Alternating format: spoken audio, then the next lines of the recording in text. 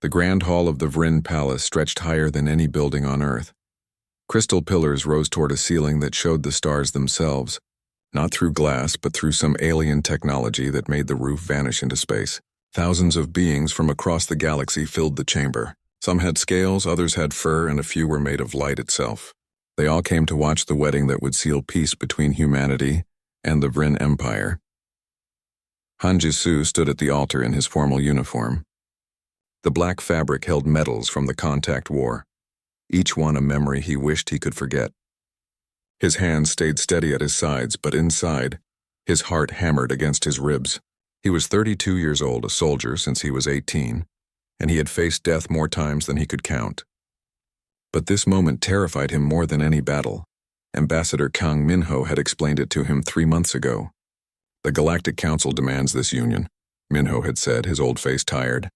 "You are our best warrior. You have honor. You speak some Vryn language. The Council chose you to marry the princess and bind our worlds together." Jisoo had wanted to refuse. He had wanted to say that he was a soldier, not a diplomat. But Minho had looked at him with sad eyes and said, 30 million humans died in the war, Jisoo. 50 million Vryn. If this marriage can prevent another war, is your happiness not worth the sacrifice? So Jisoo had agreed. For duty, for peace, for the faces of the dead that haunted his dreams. Now the music changed. It was not music like humans knew, but a sound that vibrated through the floor and made his bones hum. The crowd fell silent.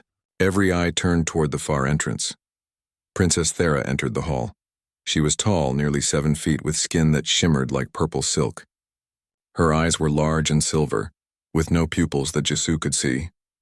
She wore armor that looked like it grew from her body, white and gleaming, decorated with crystals that pulsed with inner light. Her face was beautiful in a way that was almost human, but not quite. Her features were too sharp, too perfect, like a statue come to life. She walked down the aisle with her head high. She did not look at the crowd. She did not look at Jisoo. Her expression showed nothing but cold pride. Behind her came Queen Milsara, the Empress of the Vryn. She was older but no less impressive, her armor dark red like dried blood. She had led her people through the war. She had signed the peace treaty with her hand still stained from battle. Jisoo had seen her only once before during the treaty ceremony. She had looked at him then like he was an insect. Thera reached the altar. She stood across from Jisoo, and for the first time she looked directly at him. Her silver eyes swept over him from head to toe. Then her mouth twisted into something that was almost a smile. She spoke in the Vryn language, loud enough for those nearby to hear. "So this is the monkey they give me." Jisoo understood every word. He had studied Vryn for 2 years during the war and every day since. But he did not react. His face stayed calm. He simply bowed his head in the formal Vryn gesture of greeting. This seemed to surprise her. Her eyes narrowed slightly. Then she turned to face the officiant, a being made of blue energy who would perform the ceremony. The officiant spoke in the trade language that all species used. "We gather to witness the union of 2 peoples, human and Vryn, former enemies, future partners. Through this bond we forge lasting peace." Jisoo knew the words were empty. Peace was not made by one wedding. Peace was made day by day, choice by choice. But he also knew that symbols mattered. The galaxy needed to see humans and Vryn standing together. The ceremony continued. Jisoo and Thera spoke vows that had been written by committees from both worlds. The words talked about honor and unity and the future. Thera said her vows in perfect trade language, her voice clear and strong. Jisoo said his in both trade language and Vryn, as a sign of respect for her culture. When he spoke Vryn, Thera's eyes flashed with something. Anger, perhaps, or maybe surprise. The officiant raised its energy hands. "By the authority of the Galactic Council, I declare this union sealed. May it bring light to the darkness of war." The crowd erupted in cheers and sounds that humans had no names for. Lights flashed. Holograms displayed images of Earth and the Vryn homeworld side by side. Thera turned to Jisoo. According to tradition, they were supposed to touch foreheads now. It was the Vryn equivalent of a kiss, but Thera stepped back. She looked at him with those silver eyes and spoke in Vryn again, soft enough that only he could hear. "You are not worthy to touch me, human. Remember that. This marriage is a chain I must wear, but I will never treat you as my equal." Then she turned and walked away, leaving Jisoo standing alone at the altar. The crowd did not seem to notice. They were too busy celebrating. But Minho saw. The old ambassador stood in the front row, and his face showed pain. He knew what had just happened. The reception lasted for hours. Alien nobles approached Jisoo to offer congratulations that felt hollow. He smiled and thanked them in their languages when he could. He drank nothing, ate little, and watched Thera across the room.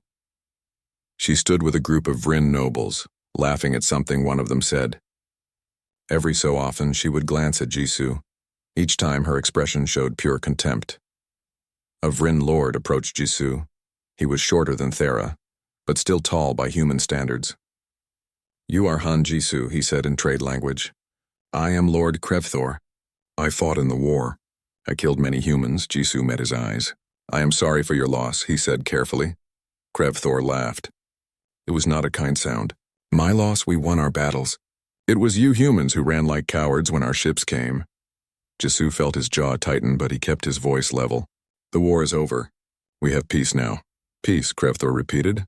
"Yes, the peace that lets a human touch our princess. It disgusts me." He leaned closer. "She will never love you. She will never respect you. You are a pet human, a symbol, nothing more." Then Krevthor walked away, leaving Jisoo alone again. The celebration finally ended near midnight. Servants showed Jisoo to his quarters. The rooms were large and beautiful, decorated with both human and Vryn art as a gesture of unity. There was a bedroom, a sitting room, and a training space that had been added at his request. Jisoo entered the bedroom and found it empty. There was only one bed large enough for a Vryn. Thera's belongings were nowhere to be seen. A servant appeared at the door, a small creature with 4 arms. "The princess has requested separate quarters," it said in trade language. "She will not share space with you." Jisoo nodded slowly. "I understand. Thank you." The servant left. Jisoo stood alone in the empty bedroom. Through the window he could see the Vryn city spreading below, all lights and towers and alien beauty. Somewhere in the palace his wife slept. His wife who hated him. His wife who saw him as less than nothing. Jisoo removed his uniform and hung it carefully. Beneath it his body was covered in scars from the war, burns from plasma weapons, cuts from Vryn blades, a mark on his shoulder where he had been shot and nearly died. He opened a case he had brought from Earth. Inside were 3 swords. They were family treasures, passed down through generations. The blades were folded steel, traditional human craftsmanship combined with modern alloys. They were not as powerful as Vryn energy weapons, but they were his. They connected him to his ancestors, to his home, to everything he had left behind. Jisoo took the longest sword and moved to the training space. He began the forms his grandfather had taught him. Slow, controlled movements, each step precise, each cut measured. The sword became an extension of his arm, and for a few minutes he was not a political pawn. He was just a warrior, alone with his blade. When he finished, sweat covered his skin. He cleaned the sword and put it away. Then Han Jisoo, husband to a princess who despised him, lay down in his empty bed and stared at the alien stars until sleep finally came. 3 weeks passed in the Vryn palace, and each day brought new humiliation. Jisoo woke early every morning. He trained with his swords in the private room, practiced Vryn language with language programs, and studied everything he could about Vryn culture. He read about their history, their customs, their beliefs. He learned the proper way to bow to nobility. He learned which foods were sacred and which were common. He learned the names of their gods and their heroes. He did all this because he believed understanding could build bridges. If he knew their ways, perhaps they would accept him. Perhaps Thera would see that he was trying. He was wrong. The first public event was a dinner for visiting diplomats. Jisoo dressed carefully in a formal suit that combined human and Vryn styles. He arrived at the dining hall exactly on time. The room was filled with long tables covered in alien dishes. Crystals floating in the air provided light. Music played from sources Jisoo could not identify. Thera sat at the head table beside her mother. She wore armor of deep blue, and her silver eyes gleamed in the crystal light. Jisoo approached and bowed in the Vryn manner. "Honored wife," he said in Vryn. "Good evening." Thera looked at him like he was a stain on her armor. "You may sit," she said, pointing to a chair far down the table. Not beside her, not even close. The seat she indicated was near the servants' entrance. Several Vryn nobles watched this exchange. They whispered to each other and laughed behind their hands. Jisoo kept his face calm. He walked to the chair and sat.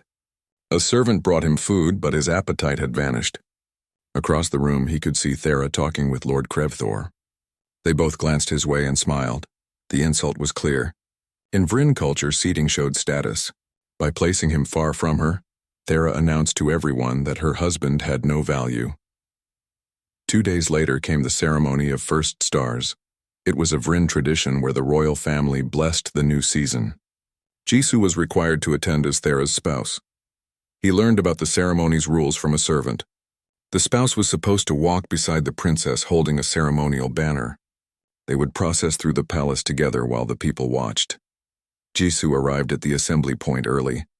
He wore the formal robes that had been prepared for him.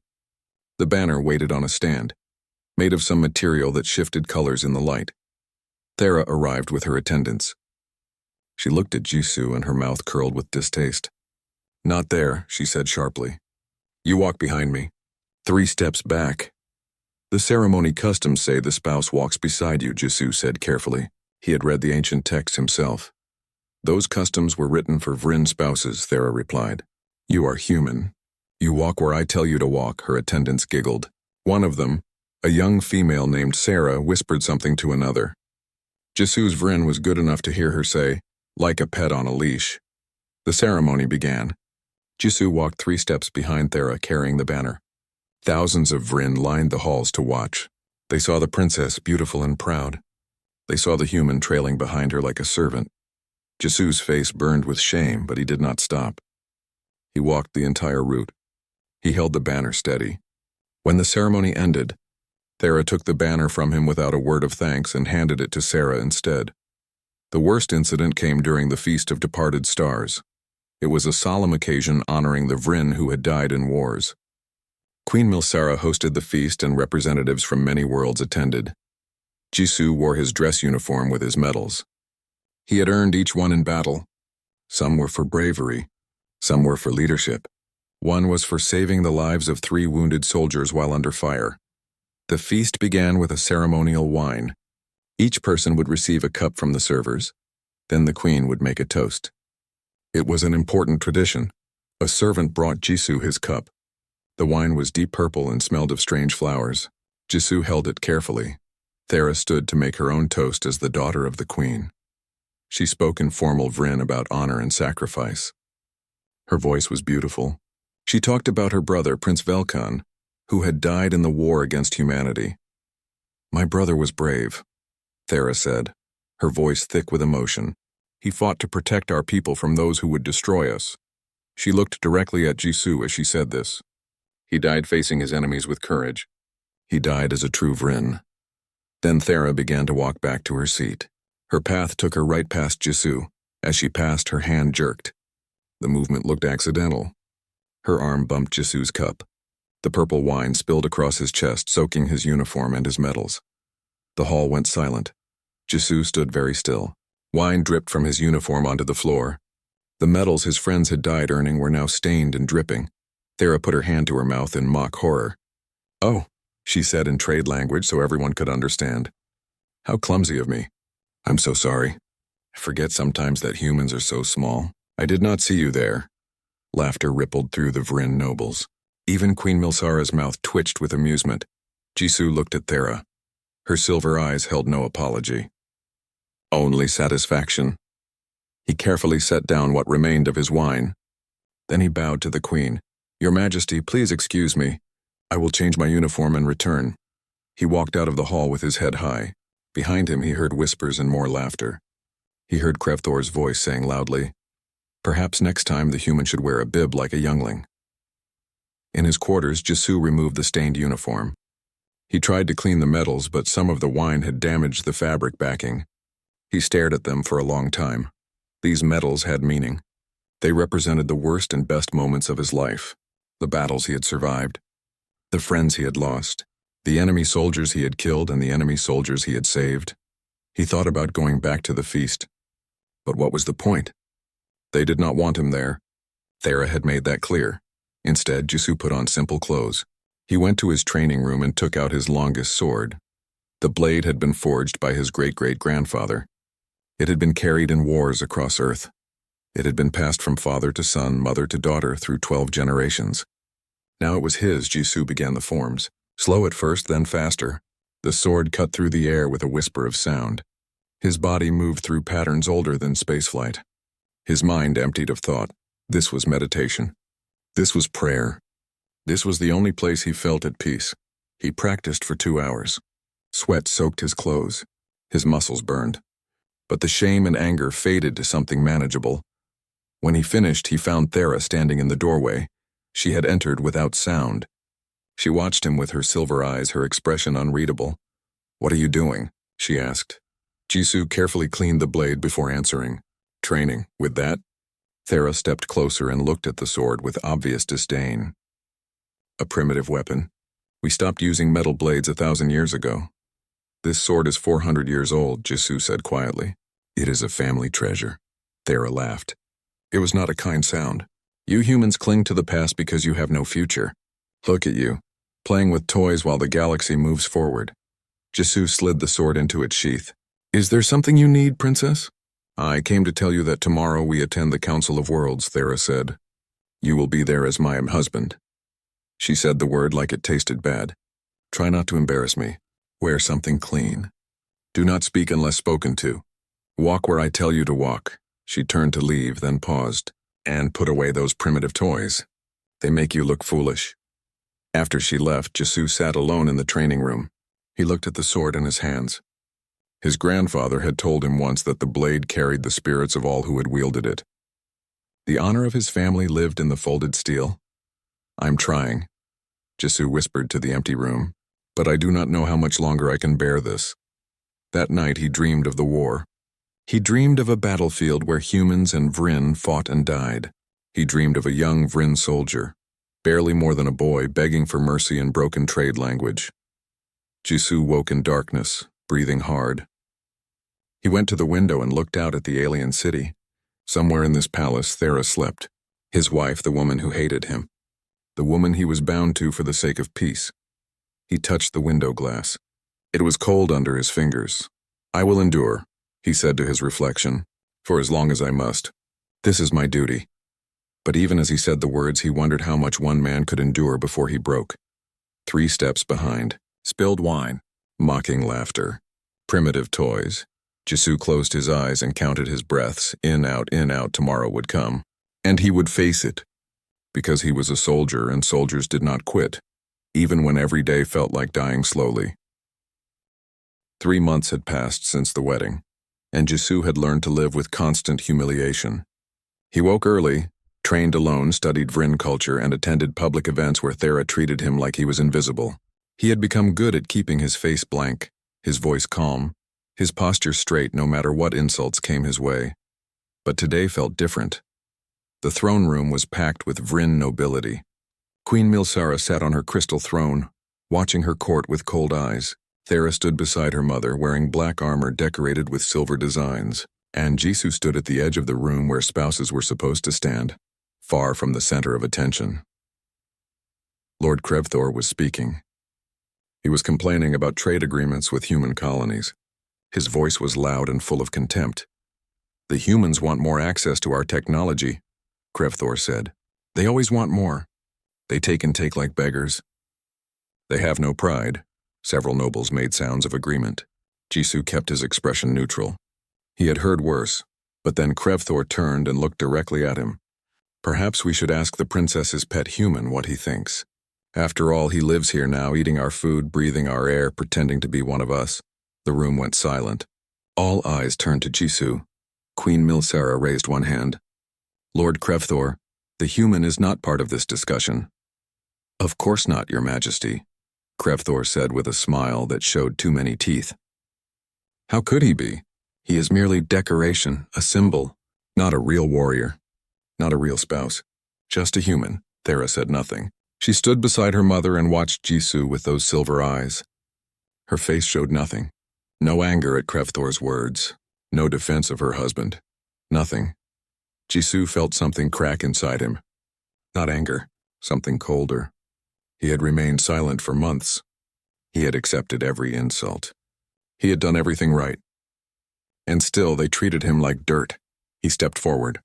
"My lord Krevthor," Jisoo said in perfect Vrin. His voice carried through the throne room. "You speak of warriors and pride. Tell me, what battles have you fought since the war ended?" The room stirred. No one spoke to a lord this way, especially not a human. Krevthor's eyes narrowed. "I fought in the war, human. I have killed more of your kind than you can count." "The war is over," Jisoo said calmly. "Now we are supposed to build peace. But you spend your days insulting me in the Queen's court. Is this what Vrin warriors do now? Fight with words because they miss fighting with weapons?" Krevthor's face darkened.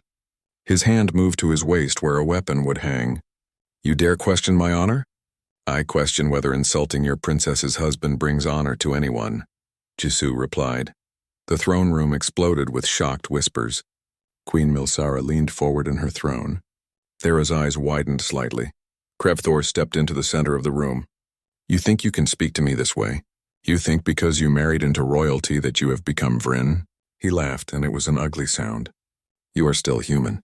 Still weak. Still pathetic." "Then prove it," Jisoo said quietly. The whispers stopped. Everyone stared at him. "What did you say?" Krevthor asked. "If I am weak, prove it," Jisoo repeated. "The Vrin have a tradition, yes? The challenge right. Non-lethal combat to settle disputes of honor. I invoke that right." For a moment nobody moved. Then Krevthor threw his head back and laughed. "You challenge me? This is ridiculous, is it?" Jisoo asked. "Or are you afraid that the weak human might surprise you?" Krevthor's laughter died. His face went cold. "I accept your challenge, human. And when I defeat you, you will apologize on your knees in front of this entire court." Queen Milsara stood. Her voice cut through the room like a blade. "The challenge right has been invoked. By law, I must allow it. The combat will take place in 3 days in the arena. Non-lethal weapons only. First one unable to continue loses." She looked at Jisoo. "Human, you understand what you have done? Lord Krevthor was a war champion. He has fought in 50 challenge rights and won every one." "I understand, Your Majesty," Jisoo said. Thera finally spoke. "This is foolish." She did not look at Jisoo. "The human will lose. This will only bring more shame. Then perhaps you should have defended your husband before it came to this," Queen Milsara said coldly. She looked at her daughter with something like disappointment. The court session ended. As Jisoo walked back to his quarters, he heard a voice call out. "Wait," he turned. Thera stood in the corridor alone for once. Her attendants had been dismissed. "You will lose," she said flatly. "Krevthor is a trained warrior. You are—" She paused. "You are just a soldier." "Perhaps," Jisoo said. "Then why did you challenge him?" Jisoo looked at her for a long moment. "Because for 3 months I have been silent. I have accepted every insult, every humiliation. I did it for peace. But there are limits to what a man can bear, princess, even a human man. So you will risk injury, embarrassment, and possibly your life because your pride was hurt?" Thera's voice was sharp. "No," Jisoo said quietly. "I will fight because someone needed to show that humans have honor too. Even if I lose, at least I stood up. At least I tried." He walked away, leaving Thera standing alone in the corridor. The next 3 days passed in a blur. Jisoo trained every moment he could. He studied recordings of Krevthor's past challenge rights. The Lord used a plasma staff, a weapon that could extend, retract, and deliver stunning energy blows. He was fast and aggressive, overwhelming opponents with pure force. Jisoo had chosen his weapon carefully. A practice sword, similar to his family blade but made for non-lethal combat. It was a simple choice. Many Vrin laughed when they heard, a sword against a plasma staff? The human was already beaten. On the day of the challenge, the arena was packed. Thousands of Vrin came to watch. They wanted to see the human humiliated. They wanted Krevthor to teach the arrogant alien a lesson. Jisoo entered the arena floor. Sand crunched under his boots. He wore simple training clothes and carried his practice sword. Across from him, Krevthor entered to cheers. His armor was ceremonial, decorated with marks of past victories. In the royal box, Queen Milsara sat with Thera beside her. The princess's face showed nothing. Before the fight began, Jisoo heard a voice shout from the crowd. 10 credits, the human does not last 3 minutes. Another voice answered. I will take that bet. He will not last 2. Laughter rippled through the arena. Jisoo ignored it. He had learned in war that noise was just noise. What mattered was the opponent in front of you. The judge, an old Vryn warrior, stepped between them. "This is a challenge, right? Fight with honor. First one unable to continue loses. Begin." Krevthor activated his plasma staff. It extended to 6 feet long, crackling with energy. He spun it once, twice, showing off. Then he charged. The first strike came at Jisu's head. Fast, powerful. Jisu moved his sword up and deflected it at an angle. The plasma staff skidded off the blade. Krevthor attacked again. A flurry of strikes, one after another. High-low spinning attacks designed to overwhelm. Jisu gave ground, blocking and deflecting. The crowd cheered as Krevthor drove him backward. "Is this all you can do?" Krevthor shouted. "Run away?" "Typical human coward." Jisu said nothing. He focused on breathing, on movement, on watching Krevthor's patterns. The Lord was strong and fast, but he was also predictable. He favored his right side. He always followed a high strike with a low one. He put too much power into each attack, leaving small openings. Jisu stopped retreating. The next strike came at his chest. Instead of blocking, he stepped inside it. The plasma staff passed over his shoulder. Jisu's sword came up and tapped Krevthor's wrist. Not hard, just a touch. But it made the Lord drop his staff for a split second. Krevthor recovered quickly, but his eyes showed surprise. "You have some skill," he admitted. "Good, this will be more interesting." The fight continued, back and forth across the sand. Krevthor's attacks were powerful, but Jisu was faster. He used economy of motion, never wasting energy. When Krevthor struck hard, Jisu redirected the force. When Krevthor spun, Jisu moved to the blind spot. Minutes passed. The crowd's cheers became confused. The human was still fighting. He was not winning, but he was not losing either. Then Jisu saw the opening he had been waiting for. Krevthor did his favorite combination, a high strike followed by a staff spin and a low sweep. Jisu had seen him do it 3 times already. This time, when the low sweep came, Jisu jumped over it. While in the air, his sword came down and struck Krevthor's staff hand. The plasma weapon fell to the sand. Before Krevthor could recover, Jisu kicked it away. Then he put the tip of his practice sword against Krevthor's throat. The arena went silent. "Yield," Jisu said quietly. Krevthor's face was purple with rage and shame. His hand twitched toward a hidden blade. Jisu pressed the sword tip harder. "Yield, my lord." "With honor." For a long moment nothing happened. Then Krevthor spoke through clenched teeth. "I yield," the judge rushed forward. "The human wins. The challenge rite is complete." Jisu stepped back and lowered his sword. He bowed to Krevthor in the Vryn manner of respect between warriors. Krevthor did not return the bow. He picked up his staff and walked off the arena floor, his head down. The crowd was stunned into silence. Then slowly, confused applause began. Some Vryn cheered. Others looked angry. But all of them stared at Jisu with new eyes. Jisu looked up at the royal box. Queen Milsara was leaning forward, her expression thoughtful. And beside her, Thera sat very still. Her sill, the Galactic Council summit, took place on a neutral station orbiting a dead star. The station was massive, built by 20 different species, with sections designed for beings who breathed different atmospheres and lived under different gravities. Representatives from across the known galaxy gathered here once every solar cycle to discuss trade, war, and peace. Jisu stood beside Thera on the human Vryn delegation platform. He wore his formal uniform, clean and pressed. The stains from the spilled wine were gone, but the memory remained. Thera wore silver armor that caught the station's artificial light. She had not spoken to him since the challenge rite 5 days ago. The victory over Krevthor had changed something in the court. Vryn nobles who had ignored Jisu now nodded when they passed him. Some even spoke to him, asking questions about human combat techniques, but Thera remained cold and distant. Ambassador Minho approached them. His old face looked tired from the journey. "The opening ceremony begins in 10 minutes. You will stand with the other alliance pairs, smile, look united. The galaxy is watching. We understand," Thera said coolly. Minho looked at Jisu. "Are you all right? You seem tense." Jisu was tense. Something felt wrong. He had learned in war to trust his instincts. The way certain delegates avoided eye contact, the unusual number of security personnel in the shadows, the strange energy signature his scanner had picked up near the main hall. "I am fine," Jisu said, but his hand drifted toward his belt where his ceremonial sword hung. It was not a practice weapon this time. It was his real blade, folded steel with an electromagnetic edge that could deflect energy weapons. He had been allowed to carry it as part of his formal uniform.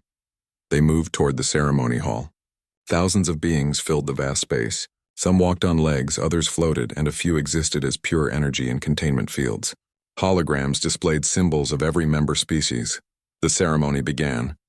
Representatives came forward to speak about cooperation and peace. It was all very formal and boring. Jisoo scanned the crowd constantly. His training would not let him relax, Thera noticed. "What are you doing?" she whispered in Vrin. "Something is wrong," Jisoo replied in the same language. "You are paranoid."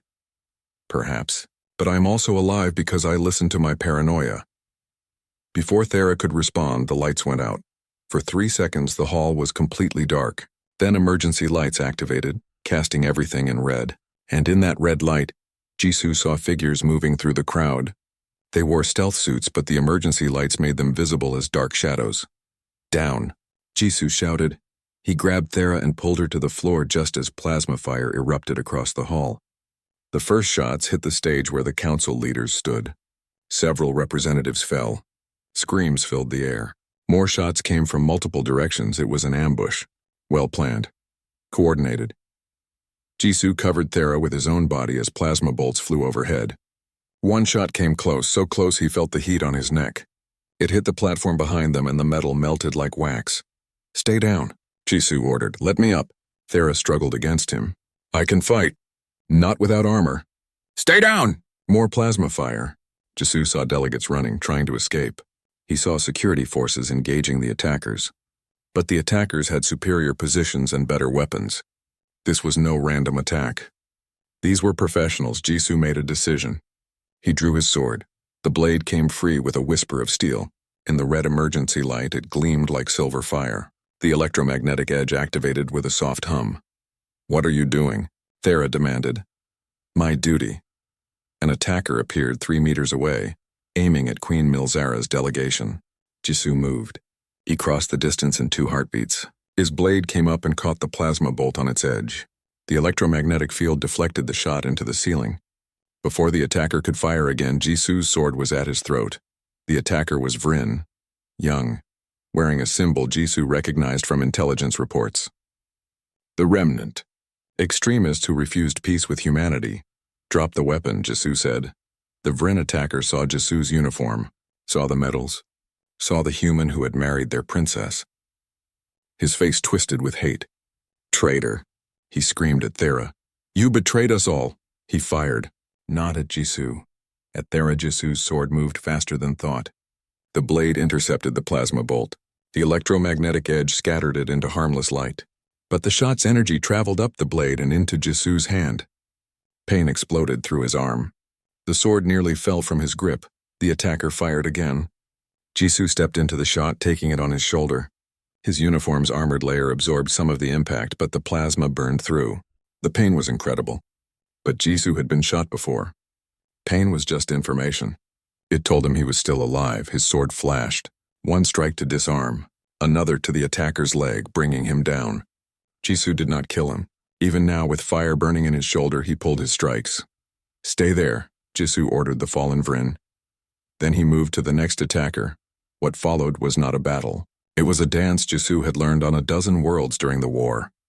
Move, strike, deflect, never stay still, never give them a target. His sword became a shield, catching plasma bolts that should have killed him. Each deflection sent pain through his injured shoulder, but he ignored it. 4 attackers went down to his blade. Not dead, wounded, disarmed. Jisoo moved through the chaos like water flowing around stones. Some part of his mind was aware that people were watching, that this was impossible, that no one should be able to deflect plasma fire with a sword. But his grandfather had taught him these techniques. Ancient arts combined with modern technology. The electromagnetic edge, the folded steel that could channel energy, the forms that turned defense into offense. A plasma bolt grazed his ribs. Another burned his leg. But Jisoo stayed on his feet. He positioned himself between the attackers and Thera. Nothing would reach her. He had sworn duty to protect her. He would die before breaking that oath. Then security forces arrived in strength, heavily armed, coordinated. The remaining attackers were surrounded and captured. The attack was over. Jisoo stood swaying, his sword still ready. Blood ran down his uniform from multiple wounds. The blade in his hand trembled. Jisoo. A voice. Familiar. He turned. Park Yoonji, his younger sister, ran toward him. She wore the uniform of human security forces. She had been assigned to the summit as part of the protection detail. "You are hit," she cried in Korean. "I am fine," Jisoo replied in the same language. Then his legs gave out. Yoonji caught him. Medical personnel rushed forward. Someone took his sword gently from his hand. Jisoo tried to stand, but his body would not obey. "Thera," he managed to say. "Is she safe?" "I am here." The princess knelt beside him. Her silver eyes were very wide. Her hands touched his face, his shoulders finding the wounds. You saved me." "My duty," Jisoo said. His voice sounded far away. "You took plasma fire for me." "Multiple hits. Yes, why?" Thera's voice cracked. "I have treated you terribly. I have humiliated you. I have made your life miserable. Why would you protect me?" Jisoo looked at her. Through the pain, through the exhaustion, he found words. "Because you are my wife, and because you deserve to live regardless of how you see me." Thera's face did something strange. Her silver eyes filled with liquid. Tears. Jisoo had read that Vrin could cry, but he had never seen it. "Do not die," she whispered. "Please do not die." "I will try," Jisoo said. Then the medical drugs hit his system and everything went dark. He woke in a medical bay. White walls, soft lights, the smell of disinfectant and healing gel. His body was numb from painkillers, but he could feel bandages covering his shoulder, ribs, and leg. Ambassador Minho sat beside the bed. The old man's eyes were wet. "You foolish boy," he said. "You magnificent foolish boy. Did we stop them all?" Jisoo asked. "Yes, 12 attackers. All captured. 3 delegates were killed before security arrived. Many wounded. But it would have been much worse if you had not acted." Minho leaned forward. "They are calling you a hero, Jisoo. All across the station. All across the galaxy. The human who defended the Vrin princess with an ancient sword. Videos of you deflecting plasma fire are everywhere." Jisoo closed his eyes. He did not want to be a hero. He had just done what needed doing. "Thera has not left the medical wing," Minho continued. "She has been waiting outside for hours. The doctors would not let her in while you were unconscious. She is worried." "Worried?" "Jisoo, she is devastated. Whatever wall she built against you has crumbled." The door opened. Thera entered. She had removed her armor. She wore simple clothes. Her face was pale and her eyes were red from crying. She stopped just inside the door. For a long moment she just looked at him. Then she crossed the room and knelt beside his bed. "I am sorry," she said. Her voice was barely a whisper. "I am so sorry. For what?" Jisoo asked gently. "For everything. For how I treated you. For the insults. For making you walk behind me. For the wine, for—" Her voice broke. "You almost died because of me. I almost died doing my job." "No." Thera shook her head. Tears ran down her face.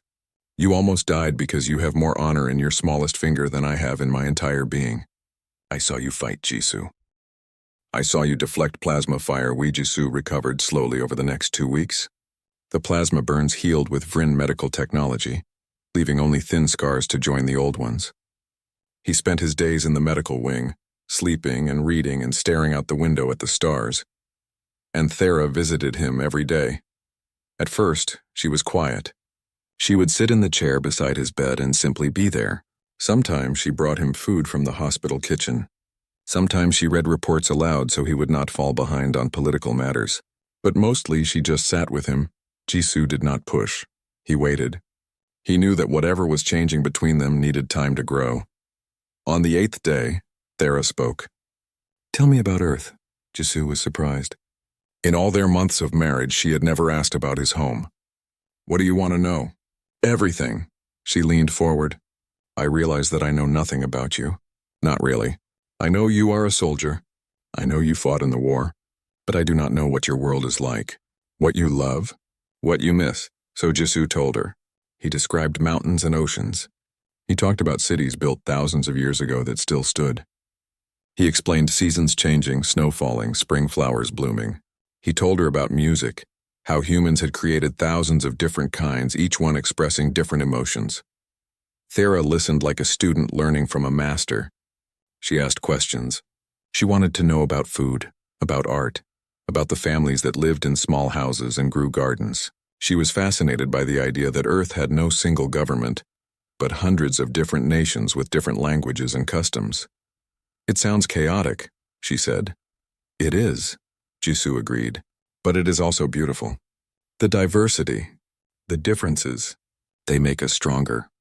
The Vryn believe unity makes us strong, Thera said. One empire, one queen, one way, and what do you believe?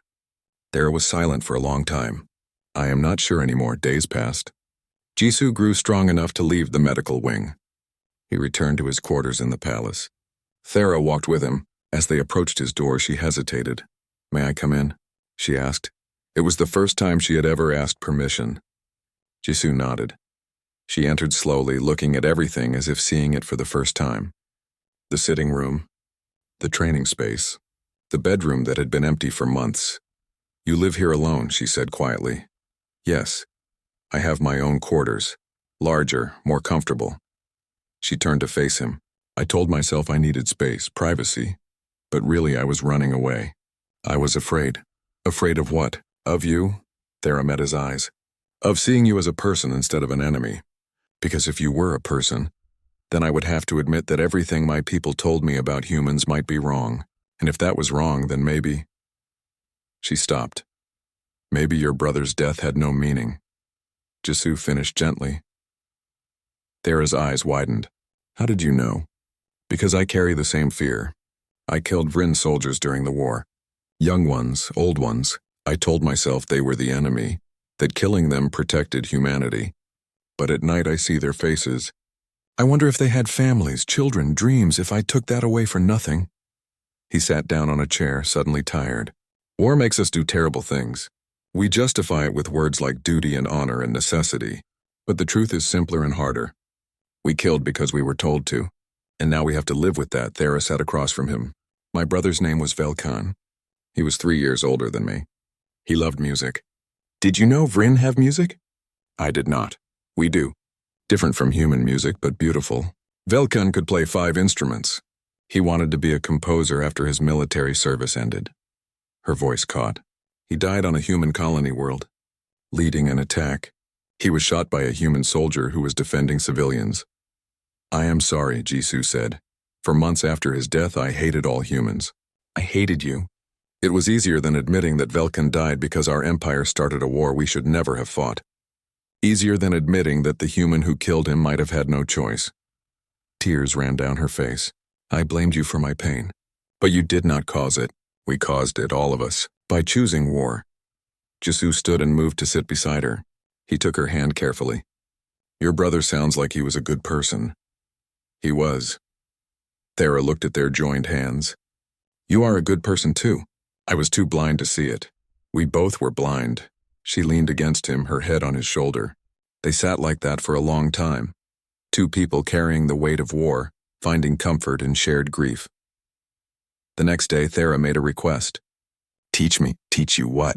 Your sword forms. The way you fight. I want to understand. Jisoo hesitated. It takes years to learn properly. Then we have years, Thera said. I am your wife. We are bound together. I want to know what you know, please. So he taught her. They started with the basics. How to hold the practice sword. How to stand. How to move your feet. Thera was clumsy at first. She was used to Vryn combat styles, which emphasized power and speed. Human sword work was different. It was about balance, precision, economy of motion. Do not force it, Jisoo said, adjusting her grip. The sword should feel like part of your arm. Let it move naturally. They practiced for an hour each day. Slowly, Thera improved. Her movements became smoother. She learned to control her strength, to use leverage instead of power. But more important than the technique was what happened during training. They did not talk much. They communicated through movement, through correction, through the simple act of being together. The training became their time, a place where they were not princess and political pawn, but teacher and student. 2 people learning to trust each other. One evening, after a particularly good session, they sat together in the training room drinking water. Thera was sweating, her hair damp. She looked more relaxed than Jisoo had ever seen her. I like this, she said. The training? Yes, but also, she gestured between them. This us talking, learning together, being together without anger. Jisoo smiled. I like it too. Thera looked at him for a long moment. Then she spoke quietly. I have been cruel to you, Jisoo. For months I made your life terrible. I do not know how you endured it. I am a soldier. We are trained to endure. That is not an answer. Jisoo set down his water. Do you want the truth? Always. There were nights I thought about giving up, about returning to Earth and accepting whatever punishment came. The humiliation was hard, but harder was the loneliness, being surrounded by people who hated me, having a wife who would not even look at me except with disgust. He paused, but I stayed because Ambassador Minho once told me that sometimes the hardest duty is simply existing. Being present, not giving up even when every day hurts. I stayed because I believed that maybe eventually things could change. And now? Thera asked softly. Now I am glad I stayed. Thera reached out and touched his face. It was a gentle gesture full of care. I am glad you stayed too. Their eyes met. Something passed between them. Understanding, acceptance. The beginning of something deeper. Thera leaned forward slowly. Jisoo did not move away. Their foreheads touched. The traditional Vrin gesture of deep affection. They stayed like that, breathing together, connected in a way they had never been before. Later that night, Thera made another request. May I stay here tonight? Jisoo looked at her carefully. Are you sure? Yes, I do not want to go back to my empty quarters. I want to be here with you, if you will have me. Of course. They shared the bedroom for the first time. Nothing physical happened. They simply lay in the same bed talking quietly in the darkness. Thera told him stories about growing up in the palace. Jisoo told her about his grandfather, who had taught him sword work in a small courtyard on Earth. Eventually, they fell asleep. When Jisoo woke in the morning, Thera was curled against him, her head on his chest. She looked peaceful, young. Not a proud princess, but just a woman who had been carrying too much pain for too long. He did not move, afraid to wake her. He just lay there, feeling her breathe, grateful for this moment. When she finally woke, she looked up at him and smiled. It was the first genuine smile she had ever given him. Good morning, she said softly. Good morning. I had a dream, Thera said. We were on Earth, walking through a place with lots of green plants and flowers. You told me it was called a forest. We were happy.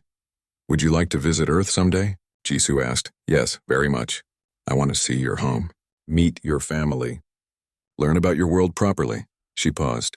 I want to be a real wife to you, Jisoo. Not just in name. I want us to be partners, equals. Can we do that? We can try, Jisoo said. One day at a time. One day at a time, Thera repeated. She kissed his cheek gently. Thank you for not giving up on me. Thank you for giving me a chance. They lay together as the alien sun rose outside the window, two people from different worlds finding their way toward each other through patience, forgiveness, and the simple courage to change. The road ahead would not be easy. They still had wounds to heal, both physical and emotional. But for the first time since their wedding day, both of them had hope. And sometimes hope is enough to build a future on. 6 months had passed since the wedding, and the Vrin Palace was decorated for the royal anniversary celebration. Banners hung from every wall showing the symbols of the empire. Musicians filled the halls with sound. Representatives from dozens of worlds had come to honor the alliance between humanity and the Vrin. Jisoo stood before a mirror in his quarters, adjusting his formal uniform. The black fabric fit perfectly now. He had gained weight since coming to the palace. Good weight, from eating regular meals and training with purpose instead of just enduring each day. Thera entered from the bathroom, wearing armor of deep blue decorated with silver that matched her eyes. She looked beautiful. But more than that, she looked happy. The anger that had lived in her face for so long was gone. She came to stand beside him, adjusting his collar. You look handsome, she said. You look beautiful, he replied. She smiled and kissed him. They had been sharing quarters for 3 months now. The transition had been slow but natural. Thera had moved her belongings piece by piece until her empty rooms became storage, and this became their home. Together. Are you nervous? She asked, a little, Public events still feel strange because people watch us, because they watch us and look for proof that this alliance works. We are symbols, Thera. Everything we do matters. She took his hand. Then let us show them that symbols can be real, that enemies can become lovers. That peace is possible. They walked to the celebration hall together, hand in hand. When they entered, conversation stopped. Every eye turned to them. The princess who had once made her human husband walk behind her now stood beside him as an equal. The change was visible to everyone. Queen Milsara stood near her throne, watching them approach. Her expression was unreadable. Over the past months, the queen had softened toward Jisoo slightly. She no longer treated him with open contempt, but she was not warm either. She tolerated him because he made her daughter happy. Mother, Thera said, bowing. Daughter, Anjasoo, the queen nodded to him. You both look well. Thank you, Your Majesty, Jisoo said in perfect Vrin. The celebration began. Delegates came forward to offer gifts and speeches. There was food from many worlds, music from different cultures, and an atmosphere of forced friendliness that all political events had. Jisoo and Thera stayed together, presenting a united front. Then Lord Krevthor arrived. He had been absent from court since losing the challenge right. Rumor said he had gone to his family estates to recover from the shame. But now he was back, wearing formal armor and an expression of barely controlled rage. He approached the center of the hall where Queen Milsara stood. He bowed properly, but when he rose, his eyes found Jisoo across the room. The hatred in them was clear. Your Majesty, Krevthor said loudly, I wish to address the court. Queen Milsara frowned. This is a celebration, Lord Krevthor, not a time for political speeches. What I have to say concerns the celebration, Your Majesty. It concerns the alliance we celebrate tonight. The queen hesitated, then nodded. Speak. Krevthor turned to face the crowd. His voice carried through the hall. We gather tonight to honor peace, to honor the union between Vrin and human. We are told this alliance makes us stronger. He paused. But I ask you, does it? Or does it make us weak? Whispers rippled through the crowd. Jisoo felt Thera tense beside him. I have held my peace for months, Krevthor continued. I watched as the princess, daughter of our greatest queen, bound herself to a human. I watched as this human, this mongrel warrior playing at nobility, was given honors he did not earn. Krevthor, Queen Milsara's voice held warning, but Krevthor ignored her. He was too far gone in his anger. The human defeated me in combat. I admit this. But what does that prove? That he knows some clever tricks? That he can wave his primitive blade around? He laughed bitterly. He carries that sword like it means something. Like it is special. But it is just a relic, a toy. A symbol of a people who cling to the past because they have no future. The hall went very quiet. Jisoo felt every eye on him. He felt Thera start to stand to defend him, but he touched her arm gently. Let me, he said softly. He stood and walked to the center of the hall. He moved slowly, calmly. He stopped a few paces from Krevthor. You're right, Jisoo said. His voice was quiet but somehow carried to every corner of the room. I am not Vrin. I will never be Vrin. My people's technology is not as advanced. Our empire is smaller. We are younger in the ways of the galaxy. Krevthor smiled, thinking he had won. But Jisoo continued. You call me a mongrel. You mock my sword. You question my nobility. He paused. And I understand why. You lost someone in the war. Many Vrin did. You carry pain, anger, the need to blame someone for that loss. He reached to his side and drew his sword. The blade came free with a whisper of steel. In the light of the celebration hall, it gleamed like captured moonlight.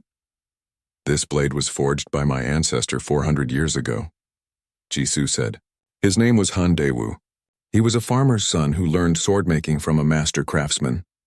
He spent 3 years folding the steel, heating it and hammering it and shaping it. When he finished, he gave the blade to his son with one instruction. Add one more fold before passing it on. Add your lesson, your wisdom, your mark. Jisoo turned slowly, showing the sword to the entire court. 12 generations have carried this blade. My great-grandmother carried it when she defended her village from bandits. My grandfather carried it in Earth's last world war. My mother carried it when she joined the Planetary Defense Forces. He looked at Krevthor. Each one added a fold to the steel. Each one added a lesson to its spirit. My great-grandmother taught that a warrior protects the weak. My grandfather taught that mercy is strength. My mother taught that honor is not given by rank but earned by actions. The blade caught the light and Jisoo could see his reflection in the polished steel. When I draw this blade, I carry all of them with me.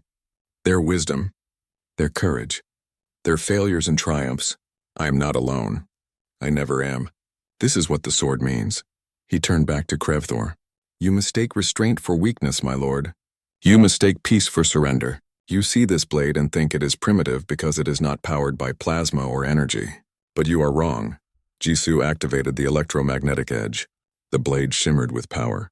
This sword combines the old and the new, ancient craftsmanship and modern technology. It is not primitive. It is evolved. It has taken what was good from the past and made it better for the future. He took a step toward Krevthor. The lord tensed, his hand moving to his weapon. But Jisoo simply continued speaking. You asked what I fight for. Let me tell you. I fight for a future where this blade never needs to be drawn in war again. I fight so that the next generation, human and Vryn, can live without the pain we carry. I fight so that someday weapons like this will only be ceremonial. Pretty relics displayed in museums, not needed on battlefields. He raised the sword high. Every eye in the hall was locked on the gleaming blade. This sword is not a symbol of past glory. It is a promise. A promise to be better than our worst moments, to learn from our mistakes, to build instead of destroy. Jisoo lowered the blade and looked at Krevthor directly. You want to know if I am worthy of the princess? I do not decide that, she does. But I can tell you this. Every day I try to be worthy of her, of this alliance, of the trust your people and mine have placed in me. I try, and when I fail I get up and try again. That is all any of us can do. He turned to address the entire court. Some of you lost family in the war. I did too, friends, brothers in arms, people I loved. The Vryn soldiers I killed in battle, they had families too. Parents who mourned them, siblings who missed them, children who grew up without fathers. His voice grew softer but somehow stronger. I cannot change the past. I cannot bring back the dead. All I can do is honor them by making sure their deaths were not meaningless, by building a peace that lasts, by proving that former enemies can become friends, can become family. He looked at Thera. She was standing now, her silver eyes bright with tears. Can become lovers. Jisoo turned back to Krevthor. So mock my sword if you want. Call me a mongrel. Question my nobility. It does not matter. I know who I am. I know what I carry, and I know what I fight for. He sheathed the blade smoothly. I fight for love, for hope, for a future where children like the one Thera and I hope to have someday can grow up in peace. That is my nobility, Lord Krevthor, not my rank or my species or my technology. My nobility comes from my choices, and I choose peace. Every day, no matter how hard it is. Silence filled the hall. Absolute. Complete. Then Thera moved. She crossed the floor and stood beside Jisoo. She took his hand and raised it high, their fingers intertwined. She spoke in Vryn, her voice ringing clear. This human is my husband. He is worthy. I was a fool not to see it from the beginning. He has more honor in his smallest finger than I had in my entire being when I first met him. She turned to the court. He taught me what true strength is. Not the power to dominate, not the ability to hurt others. True strength is the courage to be kind when everyone expects you to be cruel, the strength to forgive when you have every right to seek revenge, the strength to build bridges instead of walls. She looked at her mother. I am proud to be his wife, and I will spend the rest of my life proving that I can be worthy of him. Queen Milsera stood. For a long moment she simply looked at them. Then slowly, 1 year had passed since the wedding. The change in Jisoo's life was so complete that sometimes he had to remind himself that it was real. He woke each morning in a bed he shared with someone who loved him. He walked the palace halls and people nodded with respect instead of contempt. He had a purpose beyond simply surviving each day. Thera had become more than his wife. She had become his partner. She spoke for human-Vryn cooperation in the council. She visited human colonies to meet with settlers and learn about their needs. She studied Earth history and culture. With the same intensity she had once studied war strategy. She was building bridges between their peoples, one conversation at a time. And Jisoo supported her in everything. He advised her on human customs. He helped translate not just language but meaning. He stood beside her when she faced criticism from Vryn, who still disapproved of the alliance. Together they had become a symbol of what was possible, but symbols were easy to attack. The message came early one morning. Ambassador Minho's face appeared on the hologram display and his expression was grave. "We have a problem," he said without greeting. "Intelligence reports indicate the Remnant is planning an attack on New Haven." New Haven was a joint colony, the first place where humans and Vryn lived together as neighbors. It was small, only 5,000 inhabitants, but it was important. It proved that cooperation could work at every level, not just in palaces and councils. "When?" Jisoo asked. "Within 3 days. They plan to destroy the colony and make it look like a human attack on the Vryn settlers. They want to restart the war." Thera appeared behind Jisoo, still in her sleep clothes. "How many attackers?" "Unknown. At least 20. Possibly more. They have plasma weapons and some kind of explosive device." Minho's face was tired. "The colony's defenses are minimal. It was built as a peaceful settlement, not a fortress. If the Remnant attacks, many will die. We need to send military forces," Thera said immediately. "We are, but they will not arrive in time. The colony is in a remote sector." Minho looked at them both. "However, your diplomatic ship could reach it in 30 hours. You are scheduled to visit next week anyway." "You want us to defend the colony," Jisoo said. "I am asking if you would. Both of you. A small security team could accompany you." "It would be dangerous, but—" "We will go," Thera interrupted. "Of course we will go." Minho looked relieved. "I will arrange everything. And Jisoo, bring your sword." 30 hours later, their ship entered orbit around New Haven. The colony sat in a valley surrounded by purple mountains. The buildings were a mix of human and Vryn architecture, creating something new and beautiful. Gardens grew with plants from both worlds. Children played in parks, some human, some Vryn, some the first generation of mixed heritage. Jisoo and Thera stood in the command center with their security team. Yoonji, Jisoo's sister, was there as the human security chief. Commander Thexva, a grizzled Vryn warrior, led the Vryn forces, 20 soldiers total. Not many, but they were the best. "We have detected unusual energy signatures in the western hills," Thexva reported, "consistent with cloaked positions." "The Remnant," Thera said. "They are already here." "We need to evacuate the civilians," Yoonji said. "There is no time," Jisoo replied. "And moving 5,000 people would alert the Remnant. They would attack immediately." He studied the tactical display. The colony was in a valley, easily defendable if you had time to prepare. They did not have time, but they could use the terrain. Position defenders at key points, create overlapping fields of fire, turn the valley into a trap. "Here is what we do," Jisoo said. He outlined his plan. It was risky. It relied on the Remnant attacking exactly where he predicted, but it was the best chance they had. The team moved into position. Human and Vryn soldiers worked side by side, setting up defensive emplacements. They disguised their preparations, making everything look normal. But they were ready. Night fell. The colony's lights came on. People went about their evening routines, unaware of the danger surrounding them. Jisoo and Thera stood on a rooftop watching the hills. "Are you afraid?" Thera asked. "Yes," Jisoo admitted, "but fear is just information. It tells me to be careful." She took his hand. "We will survive this. I know. Because we fight together." The first sign of attack came at midnight. Energy signatures moving toward the colony, fast, coordinated. The Remnant was coming. "Positions," Jisoo ordered into his communicator. Soldiers readied their weapons. Jisoo drew his sword. Beside him, Thera activated her plasma rifle. They had trained together for months now. They knew each other's movements, strengths, and weaknesses. They were a team. The Remnant soldiers appeared at the colony's edge. They moved in groups using stealth technology. But Jisoo's team was ready. When the attackers were in the kill zone, Yoonji gave the signal. Lights flooded the valley. The Remnant soldiers froze, suddenly exposed. Then the defensive positions opened fire. Plasma bolts lit the night. The Remnant scattered, taking cover. They returned fire, and the battle became chaos. Jisoo and Thera moved as one. She provided cover fire while he advanced. He drew enemy fire while she flanked. They had practiced this dance 100 times in training. Now they performed it for real. A Remnant soldier appeared on their rooftop, weapon raised. Jisoo's sword flashed. One strike disarmed the attacker. Another brought him down. Non-lethal. Even now, Jisoo refused to kill if he could avoid it. "Behind you," Thera shouted. Jisoo spun. Another attacker. This one was faster. A blade came at his throat.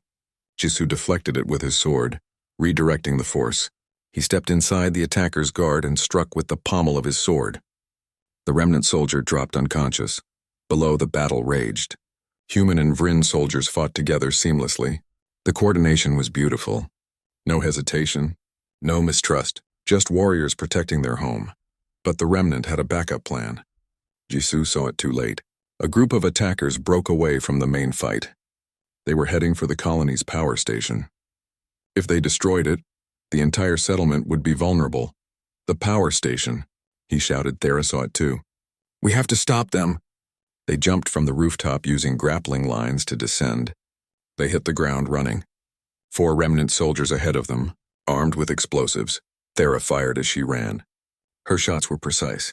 She hit 2 attackers, wounding them, but the other 2 reached the power station door. Jisoo arrived first. His sword blocked the door. Stop! One attacker turned and fired. Jisoo's blade caught the plasma bolt on its electromagnetic edge. The energy scattered harmlessly. He moved forward, his sword a blur. One attacker went down, then the other, but the leader had already placed the explosive device. A timer blinked on its surface. 30 seconds, get back, Thera shouted. No time to run, Jisoo said. He knelt beside the device. His hands moved over it, searching for the disarm mechanism. Vryn explosives were complex. One wrong move and it would detonate. 20 seconds, Jisoo, leave it. Thera grabbed his arm. If this explodes, the colony loses power. People will die in the darkness. His fingers found a panel. He pried it open. Wires, color-coded. But Vryn colors were different from human. 10 seconds. Thera knelt beside him. Blue and green. Cut those together. Are you sure? No, but it is our best chance, Jisoo trusted her. He drew a small blade and cut the wires. 5 seconds, 4, 3. The timer stopped. They both released breaths they had been holding. The device was disarmed. Around them, the battle was ending. The remnant soldiers were surrendering or fleeing. The colony's defenders had won. Commander Thexva approached, his armor scorched but intact. We captured 18 attackers. The rest fled. No civilian casualties. 3 of our soldiers wounded but stable. Well done, Commander, Thera said. They spent the rest of the night securing the colony and treating the wounded. As dawn broke, the colonists emerged from their homes. They saw human and Vryn soldiers standing together victorious. They saw Jisoo and Thera covered in soot and exhaustion but alive. A human woman approached with her Vryn husband and their daughter. The girl was small, with features that were a blend of both species. She held a flower from the colony garden. Thank you, the woman said. You saved us. The little girl offered the flower to Thera. You are very brave. Thera knelt and took the flower gently. Jisoo saw tears in her eyes. You are very brave too, Thera told the child. This colony is your home. You helped defend it by being strong. The girl smiled and hugged Thera. The princess held her carefully, as if she was the most precious thing in the world. Later, after the military reinforcements arrived and the cleanup began, Jisoo and Thera stood at the edge of the colony. The sun was rising over the purple mountains, casting long shadows across the valley. I have something to tell you, Thera said quietly. Jisoo turned to her. What is it? I am pregnant. For a moment, Jisoo could not speak. His mind went blank with shock and joy and fear all at once. Are you certain? The doctors confirmed it yesterday, before we left. Thera looked at him with worried eyes. I almost told you not to come on this mission, but I knew you would insist, and I knew I could not stay behind while you risked your life. Jisoo pulled her close. He held her tight, feeling her heartbeat against his chest. We are going to have a child. A daughter, the doctors think.